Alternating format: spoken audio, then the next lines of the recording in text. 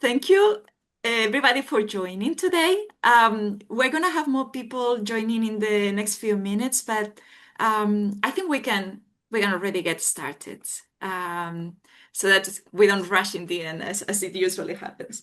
So, welcome to this new chapter of our AgroTalk series. As you know, these are sessions in which we invite SUN members and also the broader community of SUN to share relevant topics for the network regarding agriculture, sustainability, and everything in between.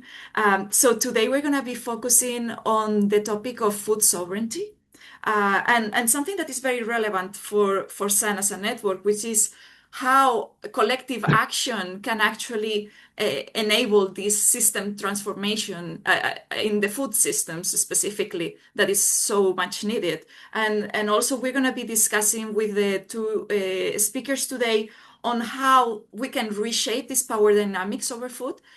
So for that, we have Margarita Bárcena with us. She's development strategist at the organization Agroecological.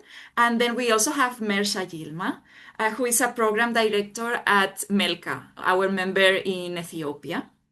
So we're going to be structuring the session as follows. So first, Margarita will explain for about 15 minutes what the rooted framework is about. This is a framework they have been developing. She can provide more details just in a few minutes. And then we will go from the framework to the action with Mersha. So we will see how MELCA is applying agroecology practices and also projects related to both seed sovereignty and food sovereignty and how they are doing that in the field. So we will have these two faces of the same topic. So we are recording this session. By the way, after their intervention, we will have an open discussion for around 25-30 minutes so that everybody can contribute and exchange impressions. So yeah, we are recording the session and this will be uploaded on our YouTube channel later on, so you can review or share with colleagues or whatever you want to do with the video. And then without further ado, I will give the floor first to Margarita for her presentation on the rooted framework. Thank you. Gracias, Anna. Thank you so much. I was gonna text you to ask you if you could screen my slides. You know that it's only two. Of Because it's just course. gonna be easier if I can just focus on the talk. I'm sorry we didn't let you know earlier, but welcome everyone to the Rooted Framework. It's really an honor to be in this community and to share it with this community. It was particularly exciting when we received the invitation and when it was paired with the work of our colleagues in Ethiopia from MELCA. It was exciting for many reasons, but on a more personal note, I am Mexican, but I've been living in Ethiopia for 8 years, and I've been following MELCA's work for many years. So I took it as a beautiful coincidence, and I'm very happy to be here. So without further ado, well, it's an honor to be in this space. And as I said, especially alongside Ato Mersha, and the work that it's happening there in the lands with the peoples of Ethiopia, but in general with this network of people and your respective areas of work, in your respective territories of work. It is truly a pleasure to be here. So it's lovely to meet you. My name is Margarita Bárcena, and I work with an organization that is called Agroecological. And Agroecological supports food sovereignty movements through narrative change, strategy, and systems level advocacy. So to ground it a little bit more in like practicalities, we are an organization where we are distributed in different parts of the world, and our work is supporting on communication stuff, almost like a marketing agency, but we're not selling products. We're helping stories to be conveyed in different spaces and in different areas. And at the Growing Culture, we believe that the people who nourish the world, the hands that grow food, the farmers, the seed keepers, the fisher folk, indigenous communities from different parts of the world um, have the power and should have the power to shape their future through policy, through conversation, because they're the ones at the front line. Personally, I work at the intersection of storytelling, justice, and imagination, and I'm deeply interested in how we shift systems, not only through resistance, but by reclaiming our capacity to dream and to relate and to build alternatives that they're so important. When we were invited to present the Rooted framework, there was this gut response of yes, and especially when the invitation was with MELCA Ethiopia. But at the same time, we held this invitation with care, as this tool was initially conceived or framed for philanthropists and capital holders engaging in food systems transformation.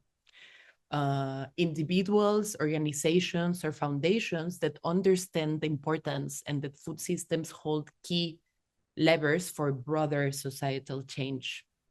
So we took this as an opportunity to listen again and to translate this tool for this space with humility. So I'm looking forward to the conversation after the presentations. And just to give you a little bit of context, Rooted emerged from many conversations, mainly with movement partners in different parts of the world and with philanthropy actors, let's say. And what we were trying to make sense of is what allows life to regenerate and what continues to constrain it when it comes to doing projects and getting resources for things to come. So what we're sharing today, please know that it's a living tool. It is a very young one, and it hopes to generate conversation that can translate into practical support for movements to resource their work. Another thing that I wanted to highlight before we go into it is that it is not conceived as a solution by any means. It's not conceived as a monitoring grid or something to like assess a project or an idea. It's more of a navigation tool, let's say a kind of compass like north, south, east, west, that support making certain conversations and the broader landscape of actors that are working toward food systems transformation. It has this very clear intention to make visible some of the less tangible forces that are often at play when we are designing projects or programs or initiatives. And for this session, I want to hold kind of like two sides of the approach. So one being more, let's say, addressing like the resource philanthropic side, and on the other hand, like how does it serve us as people or as communities that are directly connected with the work itself. So yeah, without further ado, we can go a little bit more into the technical side of it. And as many of you already know, or probably have had experiences, philanthropy has historically, philanthropy, but for what it's worth, sometimes policy as well, has historically focused on measuring success through outcomes. So these things often translate into number of beneficiaries, number of hectares restored, number of yield increase. But justice asks trickier questions, harsher questions. Justice asks who decides, who's deciding, who is benefiting, who's controlling, or who's holding the control. And this rooted framework wants to shift the focus from only what we're doing to how we're doing it, and towards a more subtle and often invisible dimensions that are at the core of food sovereignty, that it's power and justice. So across many of these conversations and different contexts that we've been engaging with in different parts of the world, there is a tension that is repeated across different geographies. And the tension often, I would say, it is like, how do we resource and move toward more sovereign systems while operating in the reality that we exist, and that often it's designed to reinforce dependence on subtle ways. How do we access resources without losing autonomy? How do we collaborate without being absorbed? How do we scale without replicating extraction? And I feel that all of these paradoxical questions are really important for the moment that we're living in at large. So with that in mind, we'll go into the acronym itself. So ROOTED stands for redistributing resources, organizing around movements, opening up knowledge, and territorial transition. So as you can see, let's go through each one of them a little bit. Redistributing resources makes the invitation to ask, is land, capital, and opportunity actually moving towards those most impacted? Does wealth circulate within communities instead of being extracted from them? And redistribution is not just about the money. I think that this R also invites us to understand resources beyond capital. Obviously, capital being an important resource, but understanding resources beyond that and how these things move in the initiatives or projects that we're holding. It asks us to pay attention to the flow of the resources. Where are they coming from? Where are they going? Who gets to decide?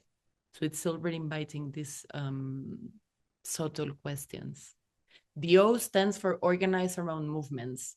And organizing around movements make the invitation. Is this work led or co-created by grassroots networks already defending land and food systems? Does it strengthen what already exists rather than starting from scratch? And this by no means wants to disincentivize innovation and entrepreneurial thinking, but it does invite a very important question that for me speaks to this idea that it's often overlooked, and it is that we are standing in the shoulders of giants, meaning that there is always existing things to leverage from and to learn from and to expand. And it also aims to address this idea that often the ideas are already here in this world, in this timeline existing, and are being held by local experts and by communities and by movements. And that sometimes these key insights are not valued or understood because they don't hold certain degrees or certain layers of acknowledgement. So this notion of organize around movements invites us to look at what already exists and how can we support what it's already working? How can we strengthen what it's already working? How can we have a baseline that doesn't come with a one size fits all type of solution? That it's a challenge that we often encounter, particularly in this era, that there are so many like techno fixes. And there's nothing wrong against technology, but the idea that one size fits all type of solution applies and will solve certain issues, it often comes at the expense or cost of things that are happening already in the land or communities that are already stewarding powerful work. The second O stands for open up knowledge. And open up knowledge asks us, is wisdom shared freely and reciprocally? Does it honor farmers, indigenous communities, local experts as holders of essential, irreplaceable knowledge? And for me, this principle makes an invitation to release this notion sometimes of control of or enclosure. It asks what has been held tightly that actually needs to circulate for a common good or for a better good, and what becomes possible when knowledge moves more loose and freely and relationally. And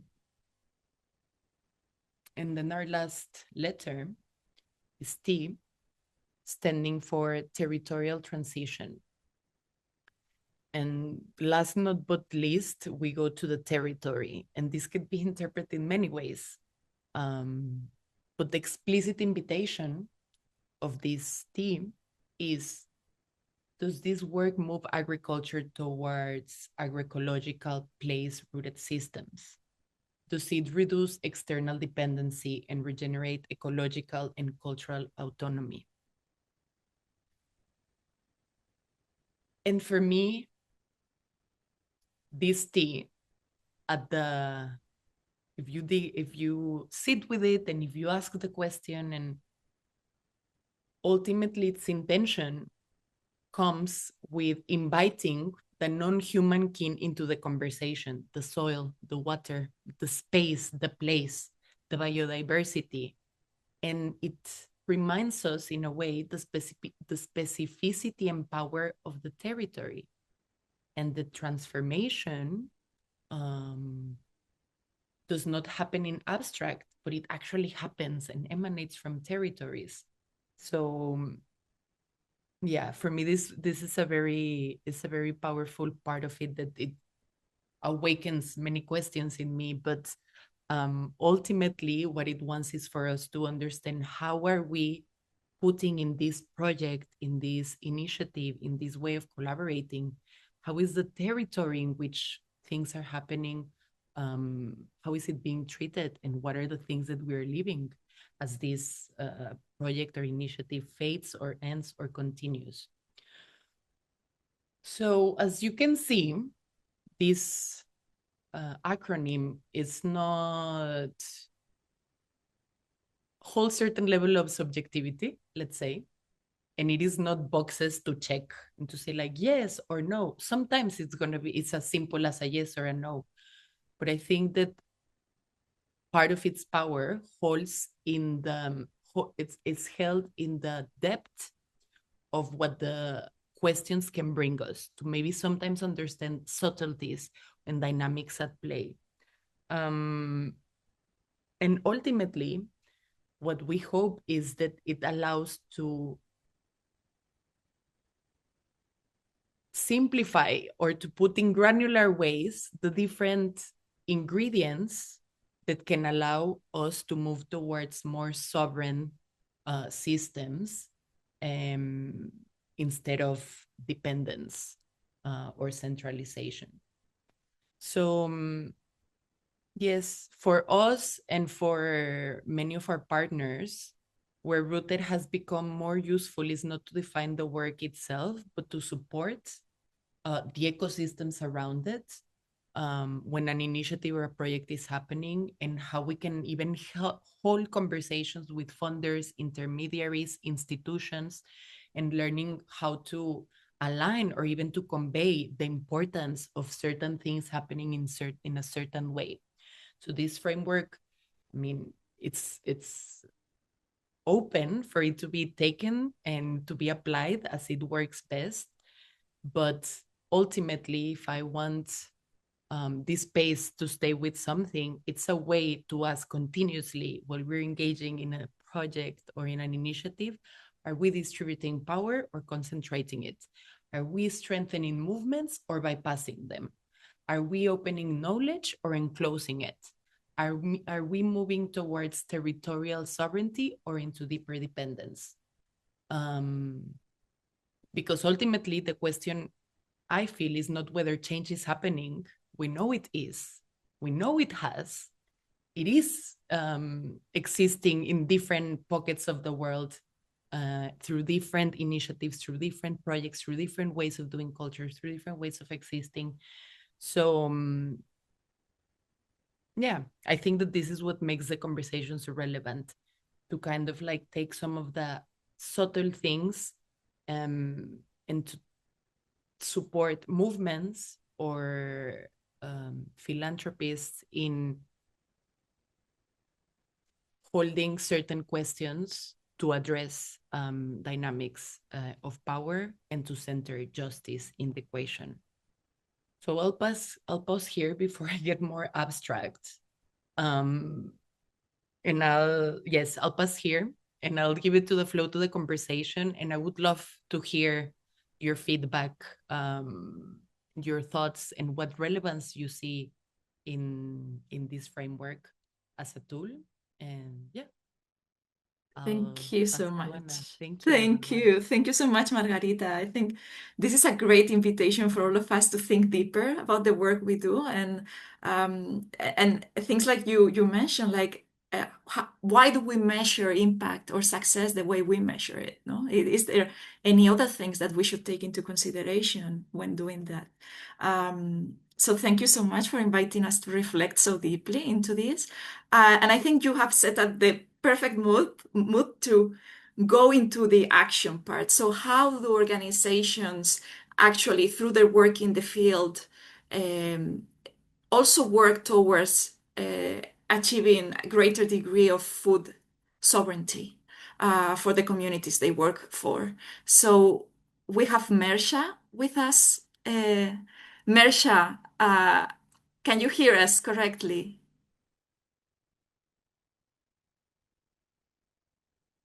You're muted.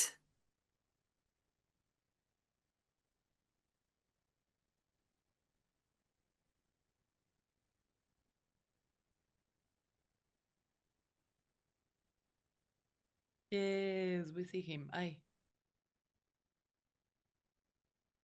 Mersha, can you unmute yourself?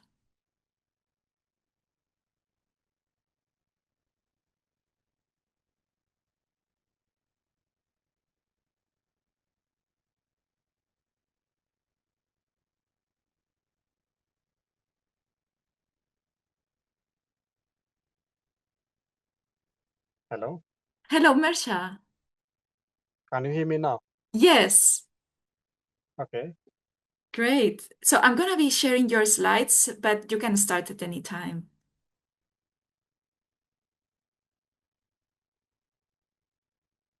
all right. No, thank you.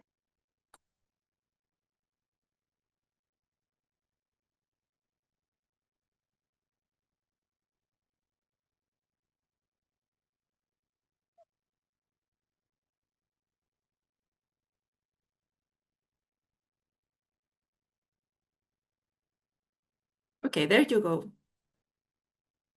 So please, Mersha, whenever you are ready, please go ahead. Okay, thank you, Anna. Let me go ahead, continue my talk. There are just a few slides here. Um, and thank you all for joining this discussion. I'm just sharing an experience of MELCA Ethiopia. It is a local NGO in Ethiopia, which was founded in 2004. We are about 22 years young.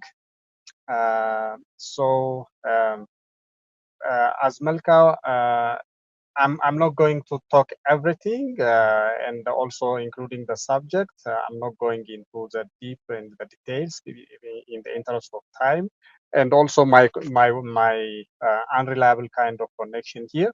So I will directly move to the main subject of using agroecology as a pathway to seed and food sovereignty, how we are using it. But this slide shows the four thematic areas of MELCA Ethiopia we are engaged in.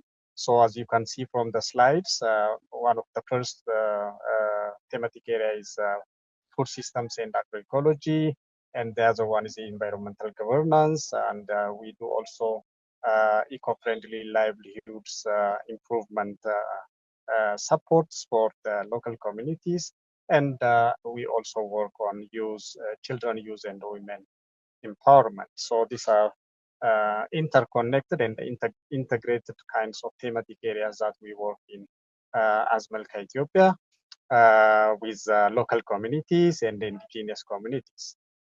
So as you have seen, food systems and agroecology is one of our engagement areas, thematic areas. So on this, we are strongly working on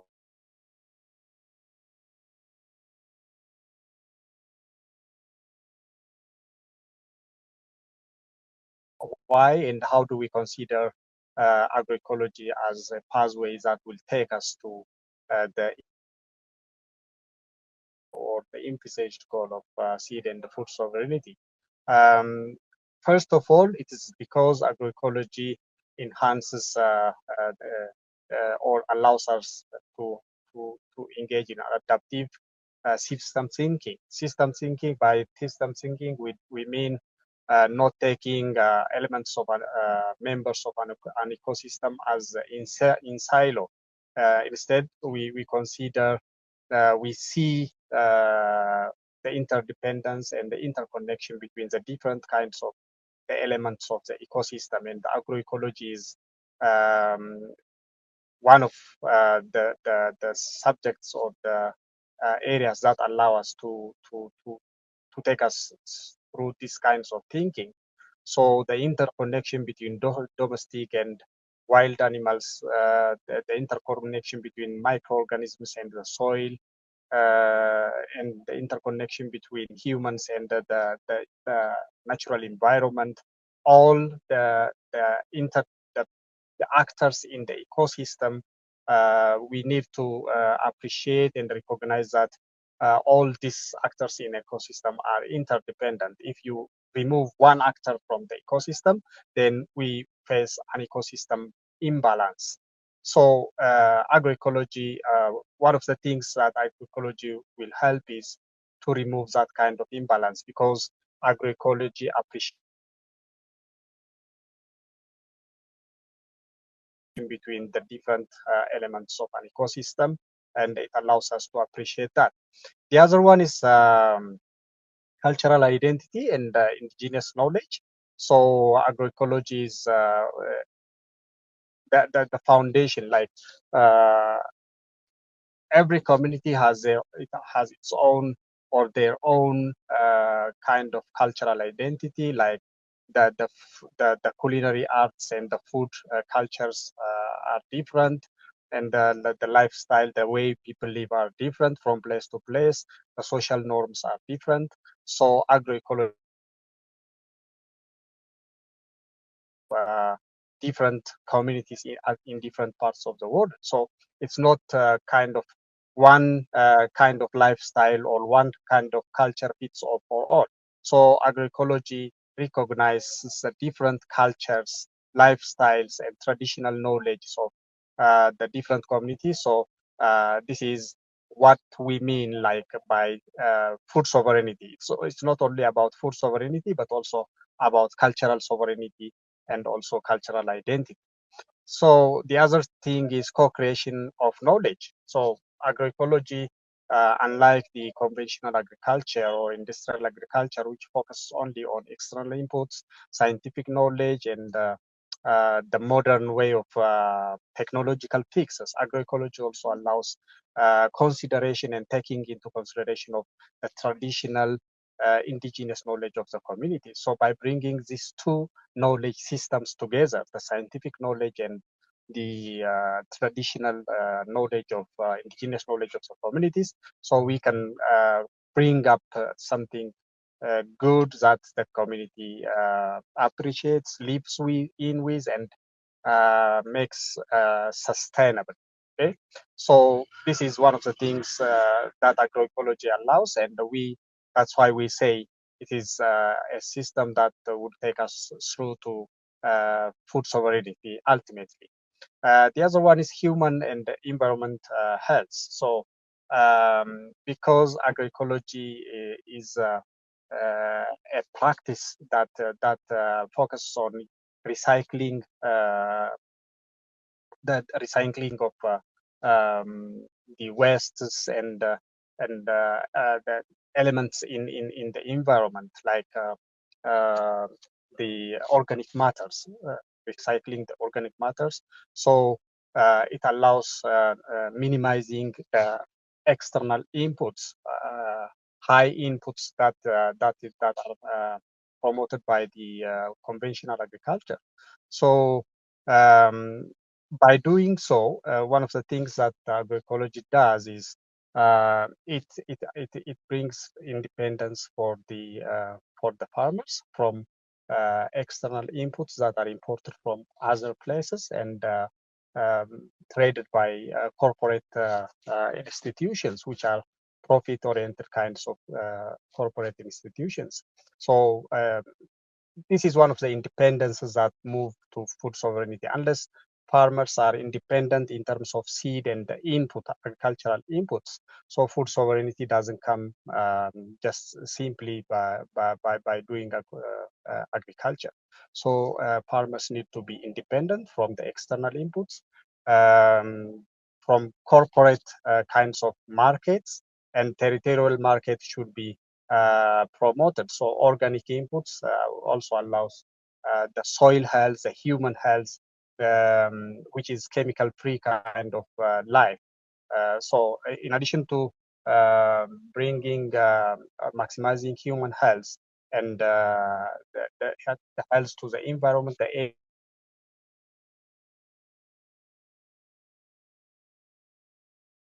is something which is economically viable because the farmers should be independent of the import of um, agricultural inputs such as agrochemicals, the fertilizers, pesticides, and so on, which are not toxic to the human health, the air, the soil, and the water. So this is one of the things that agroecology allows us, and also control over productive resources, including the seed and land, water. So it's only agroecology that allows the economy and also the ecological values that it brings to the environment. So unless the smallholder farmers, like the farmers in Ethiopia, in Africa, the smallholder farmers, unless they do have control over the resources, the productive resources, so they cannot be food sovereign, or they cannot be food secure. So agroecology is one of the things that brings about social equity by allowing farmers to have control over such productive resources. And it's only when the farmers do have control over those kinds of resources, including the seed, that they will have they will not have only able to secure food, but also uh, ensure uh, food sovereignty by controlling the productive resources, producing for the internal, for themselves, and also for the internal market, and encouraging the territorial markets inland. So by having those kinds of things, they become independent of the import of things, like the agricultural inputs, also the seeds. Like for example, in Ethiopia now, one of the things that MELCA is doing is restoration of the local seed varieties. The local seed varieties that farmers used to control uh, before the introduction of the hybrid seeds, the imported seeds.